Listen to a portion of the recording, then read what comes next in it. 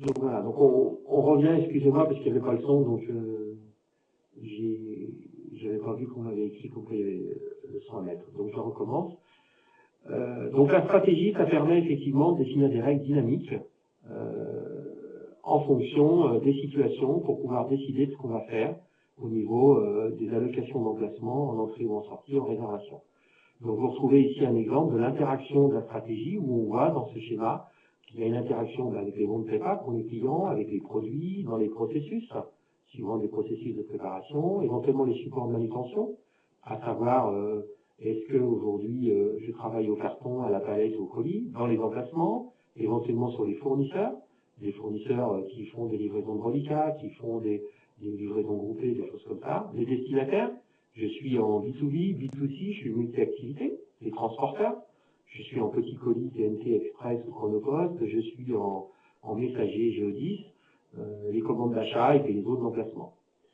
Donc, si on avance sur l'exemple suivant, donc on est dans un exemple où on va faire une réception sur le fournisseur 2, qu'on retrouve ici, on va déclarer une quantité qui pointe sur un BL, et là, automatiquement, le système, en fonction des règles de la stratégie, va dire, ah, eh bien, j'y rentre 1000, une palette de 1000, mais comme ce produit demande un contrôle qualité de 2%, le système va prendre en unité de PCB, bien sûr, c'est-à-dire qu'il ne va pas ouvrir forcément un carton, il va éventuellement sortir un carton, pour aller directement au contrôle qualité.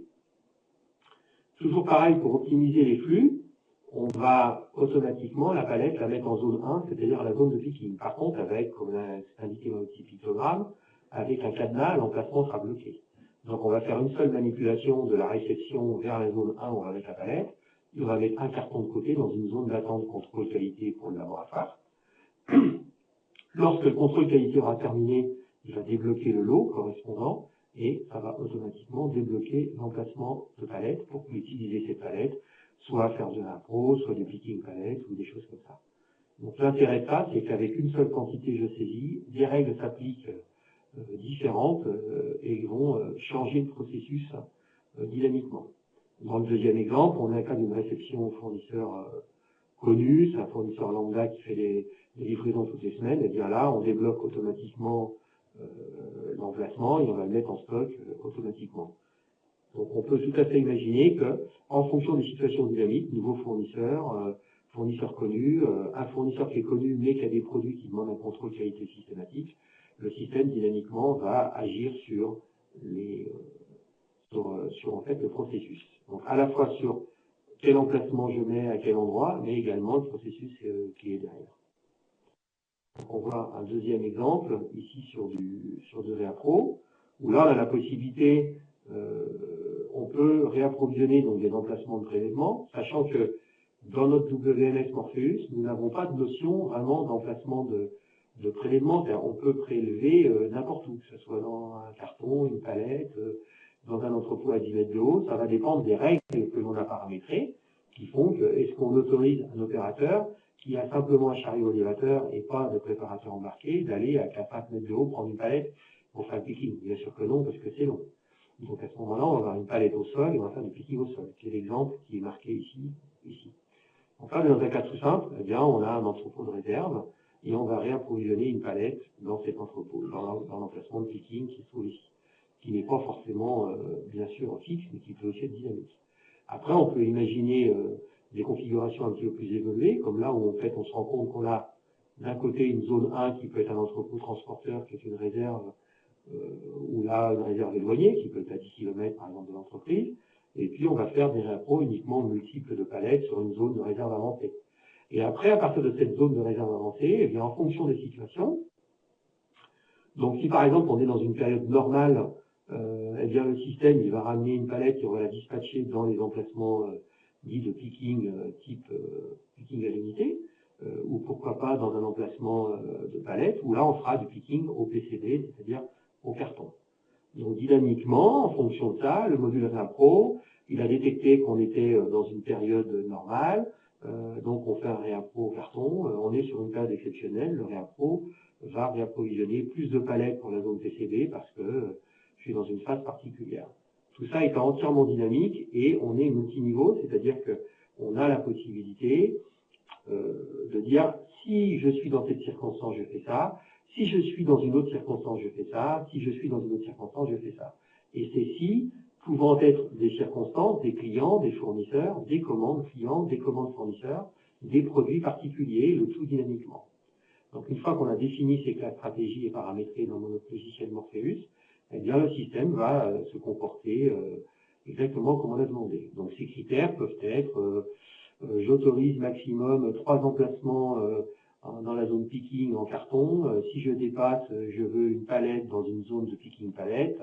Et je veux, dans mon magasin principal, avoir toujours une palette de réserve. Et après, je dis, ben voilà, je veux pouvoir réapprovisionner, non plus sur des multiples de cartons en disant je veux réapprovisionner de cartons, mais on va raisonner en couverture de stock, par exemple, en disant je veux 20 jours de consommation correspondant à des mouvements dans l'emplacement de picking. Donc là, le système, les seuils de quantité vont évoluer automatiquement en fonction de la rotation du produit qui évolue elle-même. Donc en ce moment, je suis sur un trend d'une consommation de 20 par mois, et bien le système va me réapprovisionner 20 par mois sur l'emplacement de picking ici. Le mois suivant, la consommation baisse, je suis sur 10, le système va le faire. Le calcul des couvertures de stock se fait donc sur 12 mois glissants, en tenant compte de la consommation chaque jour, en calculant le nombre de jours dans le mois et le nombre de mois dans l'année. Ce qui fait que si un produit n'a pas mouvementé pendant 6 mois et qu'il se met à mouvementer un mois, le système va en prendre en compte automatiquement. Et donc il se projette sur 12 mois d'historique et 12 mois de projection devant pour calculer les seuils.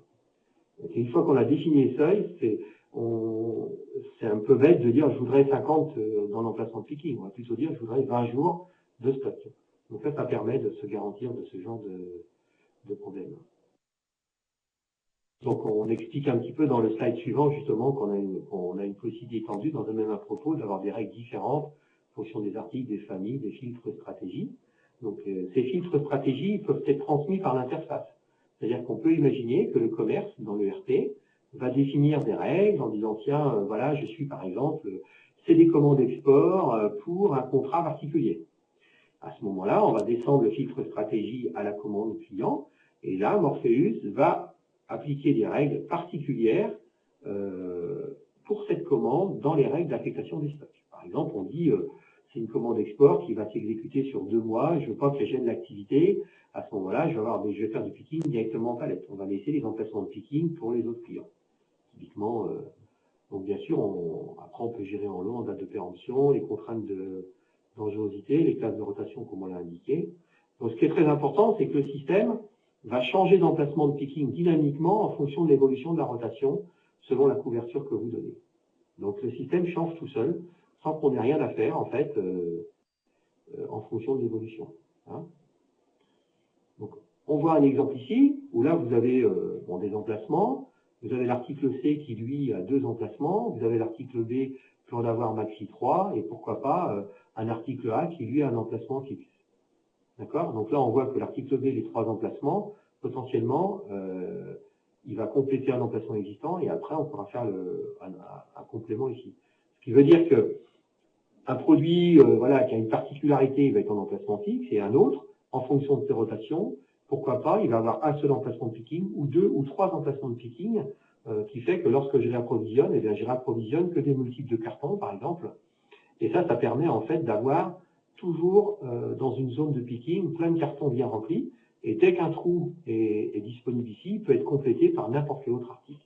C'est ce qu'on appelle des recherches dynamiques d'emplacement qui permettent effectivement de pouvoir traiter ce genre de cas. Donc, dynamiquement, donc on a parlé, donc on sait gérer bien sûr les dimensions et les poids. Ça veut dire que le système est capable de dire tiens, j'ai un produit qui fait 10 mm par 10 mm par 10 mm, j'en mets 1000, il va calculer automatiquement une taille d'emplacement adaptée. Donc ça tient dans un bac 600-400, non, ça tient dans un bac de 100 de large et 200 de profondeur, le système va le faire automatiquement. Le poids, on a également la possibilité de rentrer le poids autorisé par bac, par tablette et par travée, y compris au mètre carré, et donc de automatiquement déterminer un emplacement en fonction du poids. Les zones imposées, ça permet de dire, mon entrepôt, j'ai la partie devant qui est en zone rotation A, B et C, et le système va passer les produits automatiquement d'une zone à l'autre en fonction de l'évolution des rotations, voire pourquoi pas de se dire, ben, en C, au fond, je mets des emplacements palettes pour transréférence, parce que de temps en temps, j'ai une promotion qui fait que je veux pouvoir aller prendre dans ces palettes des très grosses quantités. Le système, dynamiquement, va à un moment donné considérer que l'emplacement de picking est l'emplacement dans la zone A devant, et que si j'ai une très grosse quantité, il ira automatiquement au fond. Hein, donc on peut affecter aussi en fonction du niveau logistique. Donc là, on parle de la pièce, du colis, de la palette. Hein, donc on gère X niveau logistique. Dans la réalité, on en définit 7. Hein, on en a mis un petit peu dès qu'ils ne sont pas utilisés, mais on a en gros l'UVC, le SUVC, le TCB, le SPCB, la palette. Donc après, les types d'allocation d'emplacement, ça permet de dire est-ce que je suis sur un emplacement dit de picking, dit de masse, est-ce que je suis sur un emplacement type SAS, qui est un emplacement provisoire, qui peut être par exemple un SAS qui est un quai à l'expédition ou à la réception, et ce SAS, est-ce qu'il est affectable ou pas? Je mets un produit dans un SAS affectable, Morpheus va pouvoir l'affecter automatiquement à une commande client. Un exemple tout simple, je suis presque en cross-dock, je reçois une très grosse quantité, je la mets sur un quai en SAS affectable, et dans ma stratégie, je dis, eh bien, ok, c'est un SAS affectable, donc si j'ai des grosses quantités, je vais prendre automatiquement dans le SAS affectable. Donc l'opérateur à la réception pose des produits dans le SAS affectable, la commande client est automatiquement affectée parce qu'il y a des grosses quantités sur ce SAS affectable, je prends le produit et je l'emballe. J'ai évité d'aller en stock le matin pour le sortir l'après-midi. C'est aussi ça l'optimisation telle qu'on peut l'imaginer dans la stratégie. Donc elle est importante également. Vous avez d'autres contraintes dans ce qu'on décrit là un petit peu. On parle des palettes complètes, les cartons, on peut avoir des sites déportés, on peut également avoir aussi bien sûr des produits explosifs inflammables. C'est-à-dire qu'on donne en disant ben, tous ces produits, je vais les mettre dans une zone bien particulière, voire de limiter la quantité, les volumes, les poids correspondants. Sachant que pour Morpheus, notre logiciel WMS, une notion de zone n'est absolument pas une adresse ou un entrepôt ou un site. C'est un ensemble d'emplacements dans lequel je vais pouvoir définir les caractéristiques. Donc ces caractéristiques étant des emplacements qui font 1 mètre par 1 mètre et maximum 500 kg, enfin différents critères que l'on peut imaginer à travers les besoins qui peuvent se faire pressentir. Bien sûr, comme c'est indiqué, on va aussi avoir les produits lourds éventuellement au sol, les emplacements de piquis, on peut faire du LIFO, du FIFO, toutes les règles telles qu'on peut l'imaginer, s'intègrent aussi dans la stratégie. Donc cet écran, en fait, vous affiche un petit peu, on va dire, la portée. C'est-à-dire que la stratégie, ça peut s'appliquer sur du convoyeur dans des cartons qui vont dans une gare, ça peut s'appliquer aussi sur les chariots, sur les stockeurs automatiques, sur des terminaux radio, tels qu'on peut le voir ici, mais également éventuellement sur des meubles de tri pour le e-commerce. Bon, ça peut servir aussi dans les palettes, puisqu'on voit que là, quand on est en prépa multipalette, on va avoir des règles. Dans des transstockers automatiques, type Schaeffer ou autre. Et puis, bon, quand on a du dynamique avec des meubles en pick to light, ça peut aussi s'appliquer. Donc voilà un petit peu les règles de la stratégie. C'est quelque chose que nous, on a déployé depuis assez longtemps, mais qui permet en fait de vraiment définir et de donner à l'opérateur les possibilités de paramétrer, sachant que ces paramétrages ne se font pas à l'article, mais à une classe article correspondant à un groupe de produits qui permet, c'est pas parce qu'on a 30 000 références qu'on va avoir 30 000 choix des paramètres à mettre, on les définit sur une classe et après automatiquement ils s'appliquent à tous les articles qui sont rattachés à cette classe. Voilà, je voulais juste savoir si vous aviez des questions.